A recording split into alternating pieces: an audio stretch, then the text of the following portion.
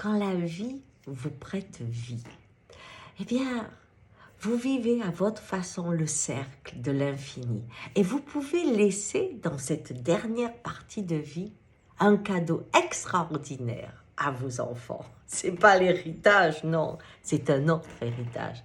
Hélas, nous avons une société qui vraiment rend très très difficile cette passation de puissance de parents à enfants. Je parle de quoi?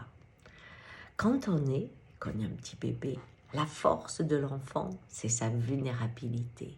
Je me souviens, il y a quelques années, j'étais très jeune, très hard dans mes groupes. J'avais fait sentir, on avait pris des poupons dans les mains de ceux qui étaient parents. Je leur disais, c'est super, c'est ouais, j'ai dit, lâche-le. Tu rigoles, lâche-le. Je peux pas. Qu'est-ce que tu peux pas? Qu'est-ce qui fait que cette fragilité qui est là, eh bien, alors que si tu la laisses tomber, elle meurt, tu le fais pas.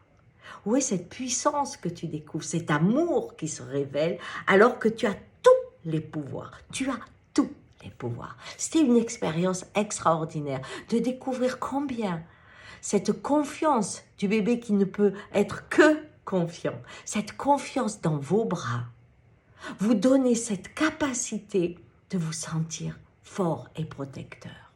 Vous voyez, quand la vie continue et qu'on arrive dans la dernière partie, on est dans la phase du cocon. Le corps, au lieu d'être dans l'expansion, il est hop, dans la rétractation.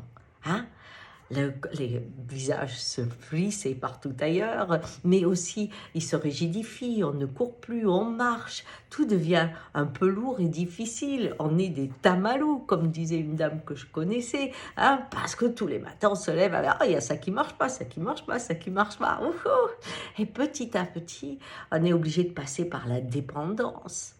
Et ça, c'est difficile dans cette vulnérabilité où tout le monde pourrait nous bousculer et nous faire tomber. Voyez. Alors, quand on se retrouve dans ce schéma, si la relation parent-enfant a évolué et que derrière votre fille ou votre fils, vous avez pu voir la femme et l'homme, derrière le père et la mère, vous avez pu voir la femme et l'homme, quand ces liens ont pu s'épanouir, alors au moment de la vulnérabilité, le dernier cadeau, le plus bel héritage est là. Parce que on se retrouve à la place de l'enfant.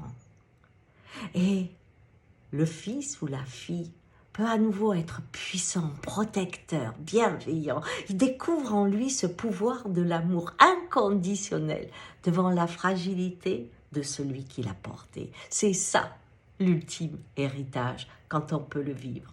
Mais nous, je vois bien que les personnes dans la dernière partie de vie se sentent souvent abandonnées parce qu'ils restent puissants. Ils ne vont pas vers ce cocon du corps qui renferme la légèreté de l'être.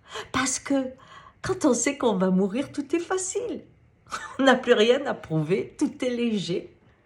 Et cette joie de l'instant permet à l'enfant de devenir puissant. Mais si je veux rester fort, alors je suis un vieux con, comme on dit chez nous, ou quelqu'un d'aigri, d'arcariâtre.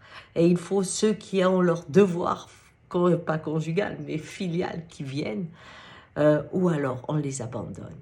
Voyez, se lâcher prise à la fin d'une vie offre la force à celui qui survit.